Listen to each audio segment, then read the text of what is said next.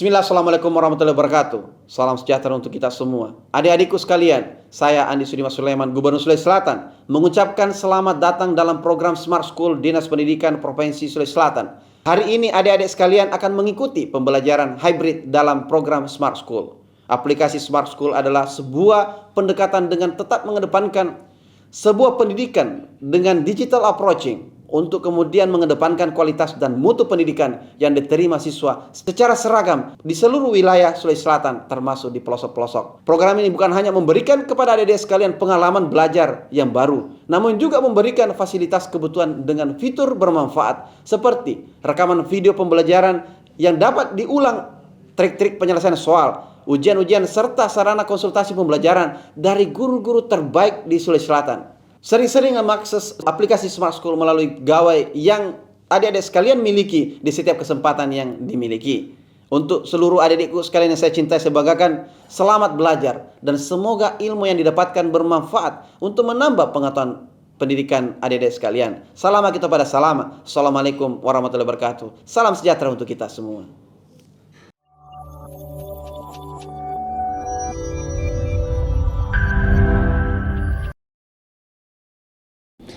Assalamualaikum warahmatullahi wabarakatuh. Apa kabar? Berjumpa lagi dengan saya Muhammad Aswin Ashari dalam mata pelajaran Seni Budaya dalam program Dinas Pendidikan Provinsi Sulawesi Selatan Smart School. Smart School berkarakter cerdaski.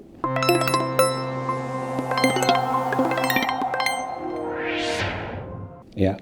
Pada kesempatan kali ini, pada hari ini kita akan belajar dengan materi nilai estetis karya seni rupa, di mana nilai estetis merupakan sebuah nilai keindahan. Dan tujuan pembelajaran kali ini adalah peserta didik mampu memahami konsep nilai estetis karya seni rupa sehingga peserta didik mampu menilai suatu produk karya seni rupa sesuai dengan pengalaman masing-masing. Nilai estetis karya seni rupa merupakan salah satu aspek analisis seni, di mana kata analisis ini adalah biasanya digunakan saat akan melakukan penyelidikan atau menelaah suatu karangan, penelitian, penjelasan, ataupun suatu peristiwa yang terjadi, di mana analisis ini adalah sebuah usaha yang dilakukan dengan metode tertentu untuk mengamati sesuatu secara detail.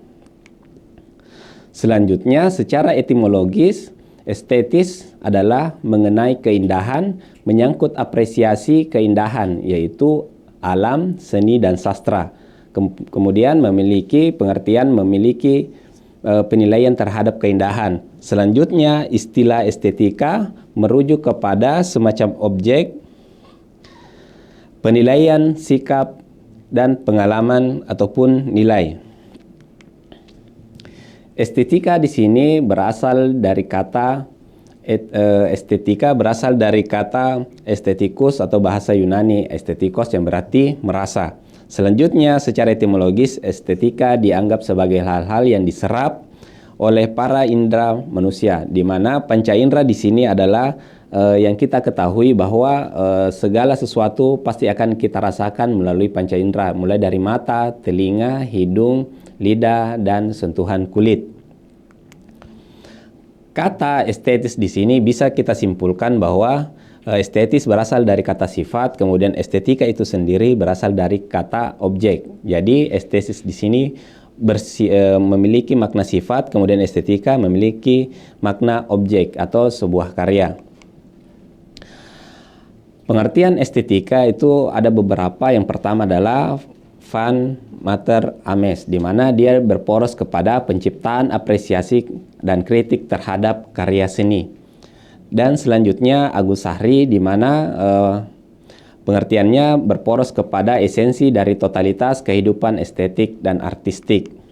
Selanjutnya adalah Jerome Stolnitz, di mana definisi estetika yaitu kajian filsafat. Kemudian di sini kita bisa melihat bahwa Jerome Stolnitz ini dia lebih condong kepada kajian filsafat, di mana filsafat adalah ilmu yang mempelajari tentang kebenaran sehingga dia lebih merujuk kepada keindahan dan keburukan.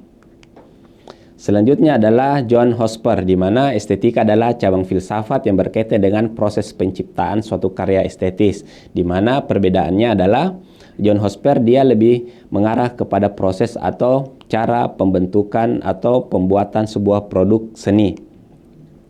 Selanjutnya adalah Jacob Sumarjo, di mana estetika membahas hakikat keindahan alam dan karya seni. Berarti di sini segala aspek keindahan itu merujuk kepada keindahan alam dan karya seni. Berarti di sini bisa kita ketahui bahwa seni itu terbagi dua, karya seni dan karya bukan seni.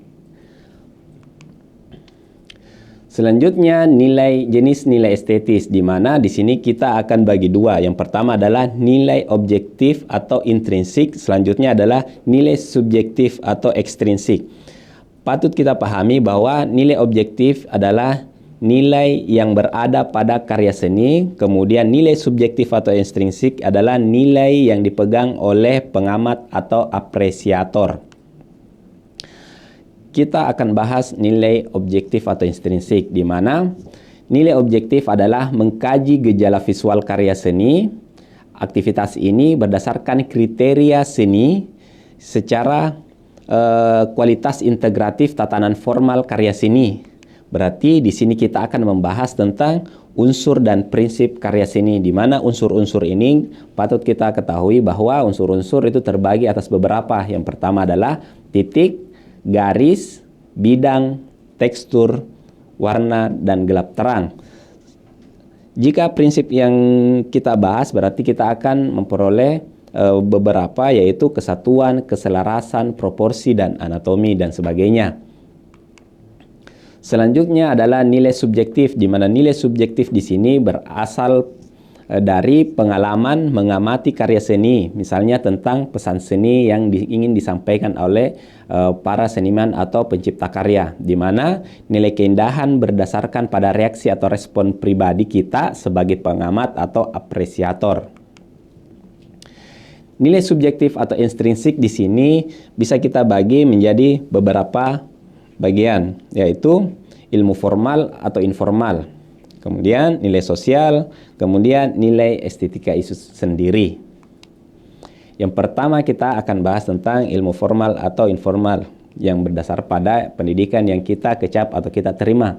Bisa saja pengalaman seni ini kita landaskan kepada pendidikan yang kita peroleh atau bagaimana kita mendapatkan sebuah pengalaman pedagogik. Yang berarti kita di sini akan ketahui bahwa semenjak kita mulai bersekolah, mulai dari SD, SMP, SMA, sampai kita akan lanjut kepada tingkatan lebih tinggi, yaitu pendidikan tinggi atau di kampus atau di universitas, pasti pengalaman estetik juga akan berbeda-beda.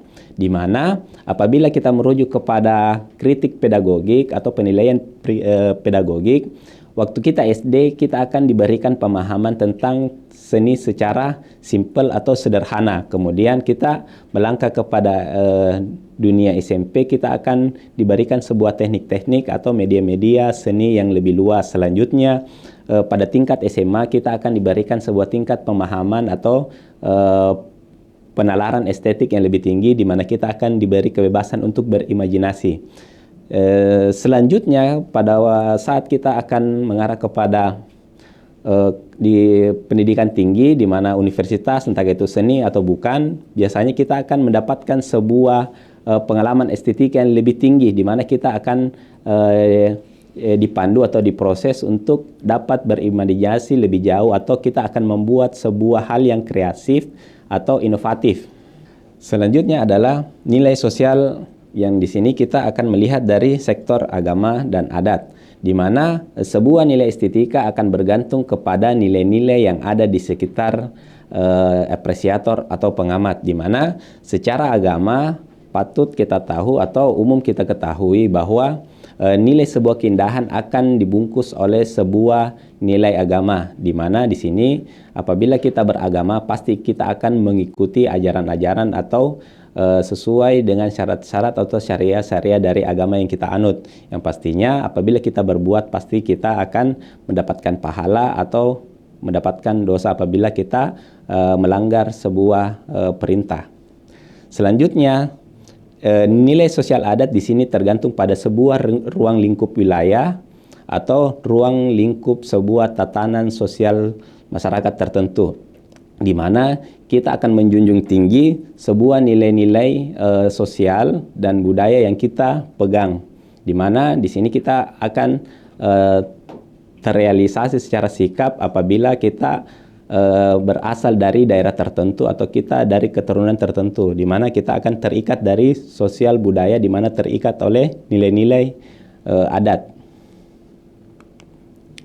Selanjutnya adalah nilai estetika atau secara pribadi, di mana di sini adalah sebuah kumpulan-kumpulan pengalaman seni yang akan membentuk jiwa diri seseorang, di mana dia akan mengedepankan sebuah minat, bakat, serta akan mengalami pemahaman seni itu sendiri, di mana dia akan lebih condong mengarah kemana apabila dia dipengaruhi oleh pedagogi, kemudian dia akan mengolah pengalaman tersebut, kemudian dia akan menjadi seseorang pribadi yang memiliki nilai estetika sendiri, apakah menjadi pribadi baru atau akan ikut dengan nilai-nilai estetika yang ada di sekitarnya.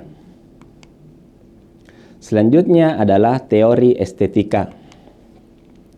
Teori estetika di sini terbagi atas beberapa. Yang pertama adalah teori estetik ekspresionis, di mana teori ini adalah menekankan keindahan itu terjelma dari tujuan, ekspresi, dan maksud dari pembuatan karya tersebut. Yang berarti untuk mengartikan keindahan itu tidak hanya dari sebuah bentuk saja. Yang kedua adalah teori estetik psikologis, di mana teori ini terbagi atas 3, di mana yang pertama, keindahan merupakan hasil dari emosi yang hanya bisa diperlihatkan melalui prosedur atau psikoanalitik, di mana proses pembuatan karya akan menjadi sebuah bahan penilaian seseorang atau bagaimana cara dia akan membuat sebuah karya, di mana analisis dari segala aspek bahan, teknik, dan prosesnya akan menjadi sebuah bentuk keindahan. Kemudian keindahan seni mendapat suatu keindahannya dari respon, di mana di sini adalah seseorang pencipta seni atau seorang seniman akan mendapatkan sebuah keindahan apabila karyanya mendapatkan sebuah respon dari apresiator. Selanjutnya, keindahan merupakan hasil dari rasa kepuasan si pengamat terhadap objek yang dilihat. Berarti di sini adalah berporos kepada apresiator, di mana apresiator akan mendapatkan sebuah kenikmatan atau sebuah pengalaman estetik apabila dia mengamati sebuah karya. Selanjutnya adalah teori estetik formil, di mana di sini melibatkan masalah bentuk dan warna. Berarti di sini dia lebih condong kepada fisik. Berarti di sini masalah bentuk dan warna, di mana proses pembuatan karya lebih mengarah kepada bentuk dan warnanya. Berarti di sini dia lebih condong kepada arah artistik. Selanjutnya adalah teori emosionalisme, di mana teori ini akan berfokus kepada ekspresi emosi, di mana seorang pencipta seni, seorang seniman akan merasa sukses apabila dia akan menampilkan sebuah karya, kemudian dia akan mengolah emosi dari pengamat atau apresiator dari karyanya, di mana sebuah emosi yang diluapkan oleh sang pengamat atau apresiator akan menjadi sebuah kebanggaan tersendiri bagi sang seniman atau pencipta seni. Selanjutnya adalah teori estetika, unsur estetika. Unsur estetika di sini terdiri atas beberapa. Yang pertama adalah unsur bentuk, di mana unsur bentuk di sini terdiri atas 2. Yang pertama 2 dimensi dan yang kedua adalah 3 dimensi. Pasti kita tahu bahwa bentuk 2 dimensi memiliki panjang dan lebar, ukuran panjang dan lebar, sedangkan 3 dimensi memiliki ukuran panjang, lebar, dan tinggi, di mana 3 dimensi itu memiliki volume, kedalaman, dan sebuah bentuk. Selanjutnya adalah teori unsur tema, di mana unsur tema di sini merupakan unsur estetika yang berupa ide, gagasan yang ingin disampaikan oleh para seniman, pembuat karya, atau seorang seniman dan sebagainya kepada orang lain, di mana unsur tema di sini adalah memberikan sebuah pemikiran, pemahaman yang ingin disampaikan kepada sang apresiator. Tema di sini akan kita bahas ke dalam beberapa aspek, di mana yang pertama adalah hubungan manusia dengan alam, di mana secara mendasar manusia pasti akan bersinggungan atau akan menikmati sebuah keindahan yang paling dekat dengan mereka, yaitu alam di sekitarnya.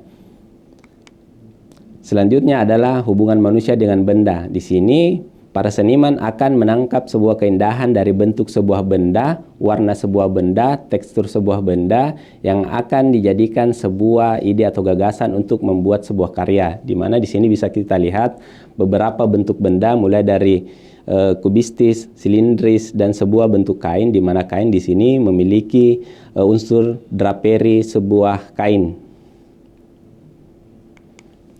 Selanjutnya adalah hubungan manusia dengan alam khayal, di mana secara proses manusia berekspresi dan berinovasi berasal dari sebuah pemikiran alam khayal, di mana mereka akan berpikir atau berimajinasi untuk membentuk sebuah karya. Di sini kita bisa melihat ada sebuah karya seni yang merupakan sebuah lukisan beraliran surrealisme, di mana tokoh yang paling utama di sini adalah Salvador Dali, di mana beliau menciptakan sebuah karya seni lukis bertemakan alam mimpi. Jadi bisa kita lihat sebuah karya seni yang bertemakan dunia khayal, imajinasi, fantasi atau mimpi. Di mana di sini bisa kita lihat hal yang tidak bisa kita lihat di dunia nyata, sehingga dikatakan surrealisme atau tidak real atau tidak nyata. Selanjutnya, hubungan manusia dengan dirinya. Pasti di sini kita tahu bahwa seorang seniman atau seorang pencipta seni cenderung ingin menampilkan dirinya sendiri dalam bentuk sebuah karya seni. Paling dekat adalah bagaimana cara kita ingin menampilkan diri kita sendiri dengan karya kita sendiri. Contoh yang paling dekat adalah foto selfie atau memotret diri sendiri dengan pose atau gerakan tertentu. Berikut ini adalah contoh lukisan di mana dia menampilkan dirinya sendiri dalam potret atau bentuk lukisan realisme. Selanjutnya adalah hubungan manusia dengan manusia lainnya, di mana di sini adalah sebuah karya seni yang menampilkan sosok orang lain, di mana sosok orang lain tersebut menampilkan sebuah bentuk keindahan tersendiri, kemudian ditangkap oleh seniman dan menampilkannya dalam bentuk seni yang dia inginkan. Selanjutnya, hubungan manusia dengan aktivitasnya, di mana di sini manusia akan memiliki sebuah gerakan, gestur, dan sebuah bentuk tubuh tertentu, di mana proses tersebut akan menjadi sebuah ide gagasan seorang seniman dan ditampilkan dalam bentuk wujud karya seni tertentu, entah itu lukisan atau bentuk sebuah patung dan lain-lain. Selanjutnya adalah unsur warna, di mana unsur warna di sini pastinya kita tahu bahwa warna memiliki simbol atau makna tertentu, di mana penggunaan warna di sini akan menentukan hasil karya sebuah produk seni. Contohnya adalah unsur warna dalam penggunaan seragam sekolah, di mana untuk SD menggunakan warna merah yang memiliki arti ceria dan semangat. Kemudian tingkat SMP di sini memiliki makna mandiri dan serius. Selanjutnya untuk warna tingkatan SMA abu-abu memiliki makna mandiri dan dewasa. Selanjutnya adalah unsur motif, di mana motif di sini merupakan sebuah ornamen atau pola yang menjadi hiasan pada sebuah objek atau produk seni tertentu. Penggunaan motif di sini akan membentuk sebuah ciri khas sebuah produk, di mana produk-produk di sini akan memberikan sebuah nilai tambah apabila memiliki sebuah motif, di mana motif juga tersebut memiliki dampak sosial para penggunanya. Contoh adalah penerapan motif batik pada suku Jawa, di mana motif-motif batik itu memiliki pengguna tertentu. Ada kalangan-kalangan tertentu yang menggunakan motif-motif batik tertentu. Misalnya di sini kita bisa melihat beberapa penggunaan motif batik, di mana apabila dia memiliki tingkatan strata sosial tertentu akan menggunakan motif tertentu. Berarti di sini pada motif batik kuno atau motif batik klasik itu tidak sembarangan penggunaan motif batik. Selanjutnya unsur motif yang dekat dengan kita, Bugis Makassar, di mana penggunaan penerapan motif timpa laja di suku Bugis, kemudian di suku Makassar adalah timbang Sisilia, di mana di sini adalah penggunaan unsur motif garis pada timpa laja atau bentuk atap suku Bugis Makassar, di mana penggunaannya tidak sembarangan, harus sesuai dengan tingkatan strata sosialnya. Apabila tidak sesuai penerapannya akan mendapatkan sebuah sanksi sosial yang sesuai dengan wilayah tersebut. Selanjutnya adalah prinsip estetika. Yang pertama adalah kesatuan, di mana dalam merancang sebuah karya seni diperlukan susunan atau keutuhan antara semua unsur-unsur seni rupa. Selanjutnya adalah keseimbangan, di mana merupakan prinsip penciptaan karya untuk menjamin tampilnya nilai-nilai keselarasan dan keserasian. Selanjutnya adalah irama, di mana di sini adalah menekankan keseimbangan, mendukung gerak atau arah, di mana arah tersebut akan menjadi sebuah pengulangan sehingga hal tersebut akan berkelanjutan dan sebagainya. Selanjutnya adalah proporsi, di mana proporsi di sini adalah sebuah prinsip penentuan nilai estetik yang dipakai untuk memberikan kesan bentuk ekspresi seni visual, di mana proporsi di sini adalah sebuah bentuk perhitungan matematis dan ilmiah. Mengapa dikatakan matematis dan ilmiah? Karena proporsi identik anatomi, di mana anatomi merupakan perbandingan antara satu dengan yang lain atau satu dengan keseluruhan. Selanjutnya adalah prinsip estetika. Yang pertama adalah modern, yang kedua adalah pramodern, selanjutnya adalah postmodern. Pramodern di sini adalah merupakan prinsip estetik yang paling awal, di mana memandang seni itu terkait dengan alam, di mana aktivitas pelestarian kaidah estetik tradisional, di mana cenderung pada pramodern semua keindahan atau unsur keindahan menyangkut dengan unsur-unsur alam atau unsur-unsur natural yang ada di sekitarnya, entah itu laut, gunung, pemandangan, dan sebagainya. Selanjutnya modern, di mana perkembangan aktivitas seni di sini sudah berkembang lebih jauh, di mana akan kesan muncul gaya pribadi atau personality, di mana prinsip estetik modern memandang seni sebagai aktivitas yang kreatif atau menciptakan sebuah hal yang baru, mengutamakan aspek penemuan dan inovasi atau perkembangan atau mengembangkan sebuah ide yang ada sebelumnya. Selanjutnya adalah postmodern, di mana memandang seni sebagai aktivitas permainan tanda hiperreal atau ironik atau sifatnya eklektik.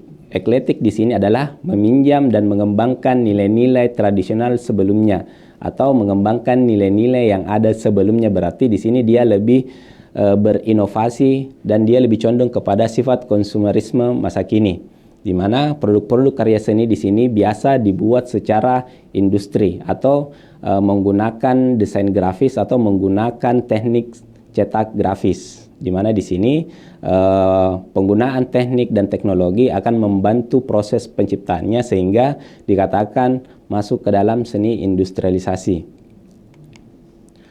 Selanjutnya, nilai estetika tersebut kita akan mengarah kepada sifat dari subjektif, di mana nilai estetika bersifat subjektif merupakan tidak perlu adanya pertanggungjawaban dan penilaian estetika tersebut. Artinya setiap individu bisa memiliki nilai estetika yang berbeda-beda tergantung dari pandangan atau perasaan, di mana di sini adalah akhir dari sebuah pemahaman estetika bahwa akan kembali kepada diri masing-masing, di mana seseorang akan menilai sebuah karya seni sesuai dengan pengalamannya, entahkah itu secara formal, pendidikan, pedagogik, maupun perasaan yang terolah dari melihat, mendengar, mengecap, dan sebagainya.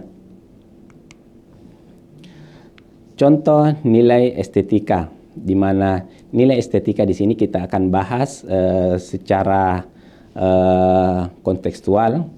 Yang pertama adalah makanan. Sebuah nilai keindahan dari produk sebuah makanan akan kita lihat apabila ditata dengan rapi atau plating yang sangat menggugah selera, di mana tampilan-tampilan dari produk makanan yang pertama yang kita akan ketahui nilai estetikanya adalah tampilan luar.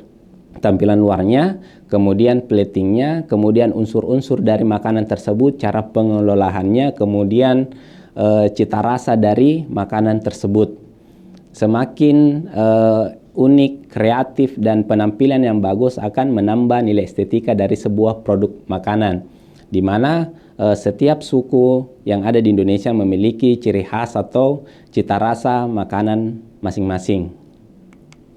Selanjutnya adalah pemandangan alam, di mana di sini merupakan sebuah karya, bukan karya seni, di mana di sini bisa kita lihat bahwa pemandangan alam di sini lebih condong kepada penikmatnya. Contoh, apabila seorang yang tinggal di atas gunung, kemudian disajikan pemandangan gunung, pasti dia tidak terlalu ekspresif atau tidak terlalu antusias karena dia sudah terbiasa dengan hal atau pemandangan tersebut. Apabila seseorang yang berasal dari pantai atau dari kota melihat sebuah pemandangan alam, pasti dia akan lebih berekspresi atau lebih mengapresiasi wujud pemandangan alam seperti ini. Selanjutnya adalah karya seni rupa, di mana karya seni rupa di sini tergantung pada nilai estetika yang dimiliki oleh sang apresiator atau pengamat, di mana di sini seseorang akan cenderung menilai sebuah karya seni sesuai dengan pengalaman yang dia miliki, di mana apabila dia suka dengan objek lukisan, dia akan lebih respon, dia akan lebih berekspresi, dia akan lebih mengapresiasi sebuah karya lukisan karena dia lebih suka terhadap lukisan. Kemudian karya-karya yang lain mungkin dia tidak terlalu berekspresi atau berapresiasi karena dia kurang paham atau dia kurang minat. Seandainya dia suka patung, kemudian dia disuguhkan sebuah lukisan, biasanya dia akan tidak terlalu paham, dia tidak terlalu terbiasa dan sebagainya. Selanjutnya adalah gaya berpakaian, di mana gaya berpakaian di sini adalah sebuah bentuk nilai estetika, di mana gaya bentuk pakaian itu mengarah kepada profesi apa yang dia tekuni atau pekerjaan apa yang dia lakukan, di mana gaya berpakaian di sini akan mencerminkan sebuah pekerjaan atau akan mencerminkan sebuah passion, gaya hidup. Terlepas dari penggunaan pakaian tersebut akan mendukung bagaimana dia bekerja, di mana dia bekerja, kemudian dia akan terbantu proses bekerja karena pakaian tersebut. Selanjutnya adalah riasan atau make up, di mana di sini lebih condong kepada perempuan, di mana riasan make up ini juga tergantung pada pemahaman pengalaman estetik seseorang perempuan, di mana akan condong kepada perempuan yang suka berdandan apabila dia sudah dewasa atau mungkin sudah memiliki pengalaman estetik dari dia kecil apabila dia sering melihat ibunya bermakeup atau berrias, di mana pengalaman estetika di sini juga akan tergantung pada orangnya. Ada yang cenderung menggunakan makeup yang cenderung tebal, ada yang lebih suka kepada riasan yang tipis atau natural. Selanjutnya adalah pertunjukan seni, di mana pertunjukan seni ini akan tergantung pada pengamat atau apresiatornya. Apabila dia suka lagu dari band atau artis yang dia sukai, apabila ada konser di mana artis atau band yang dia sukai akan tampil, pastinya dia akan mengunjungi pertunjukan tersebut. Apabila dia tidak suka, berarti dia tidak datang. Ini kembali kepada sang apresiator. Kemudian fungsi estetika. Di sini fungsi estetika terbagi 3, yaitu mempelajari segala sesuatu yang berkaitan dengan keindahan. Di sini kita akan mempelajari bagaimana cara kita menilai sebuah keindahan tersebut tergantung dari pengalaman formal, pendidikan, pedagogik, kemudian nilai sosial yang ada di sekitar kita, kemudian bagaimana cara kita menanggapi nilai estetika tersebut. Kemudian menilai suatu hal yang dianggap baik atau buruk dalam kehidupan sehari-hari. Kemudian mengekspresikan dan menghadirkan reaksi emosi. Berarti di sini kita akan mendapatkan sebuah pengalaman emosi dari karya-karya yang akan kita lihat. Kemudian di sini kita akan mengetahui bahwa secara fungsi dari sebuah karya seni terdiri atas 4. Yang pertama adalah fungsi sosial, ekspresi, pendidikan, dan keagamaan. Di mana fungsi sosial di sini adalah sebuah karya seni yang akan membantu kehidupan manusia, entahkah itu secara langsung maupun tidak langsung, membantu kehidupan manusia baik dalam aktivitasnya maupun pengalaman estetiknya. Selanjutnya adalah fungsi ekspresi, di mana fungsi ekspresi di sini adalah sebuah produk karya seni yang timbul dari emosi psikologis seseorang. Selanjutnya adalah fungsi pendidikan, di mana segala sesuatu ilmu akan menggunakan produk karya seni untuk menyampaikan sebuah ilmu kepada peserta didik atau seseorang. Selanjutnya fungsi keagamaan. Fungsi keagamaan di sini adalah sebuah produk karya seni di mana produk karya tersebut akan menjadi sebuah penghantar jiwa seseorang dalam menyembah Tuhannya sesuai dengan agama yang dia yakini atau percayai. Kemudian manfaat dari estetika, manfaat dari mempelajari tentang teori estetika. Yang pertama adalah memperdalam arti tentang rasa indah, kemudian memperdalam tentang kesenian pada khususnya, kemudian memperkuat kemampuan mengapresiasi atau menghargai, kemudian memperluas pengetahuan seni.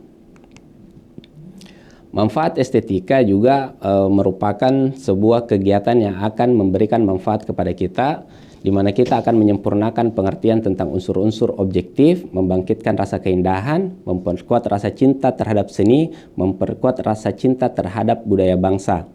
Selanjutnya, membantu memperkuat perekonomian masyarakat yang bersangkutan, memperdalam pengertian wujud kesenian dan tata kehidupan dalam masyarakat, memantapkan kemampuan untuk menilai karya seni. Jadi, saya rasa materi hari ini cukup sampai sekian. Apabila ada kekurangan, saya minta maaf. Semoga materi yang kita pelajari hari ini bermanfaat untuk kita semua. Semoga kita mampu mengapresiasi atau memberikan kritik seni kepada karya seni sesuai dengan pengalaman dan estetika kita masing-masing. Wabillahi taufiq wal hidayah. Assalamualaikum warahmatullahi wabarakatuh.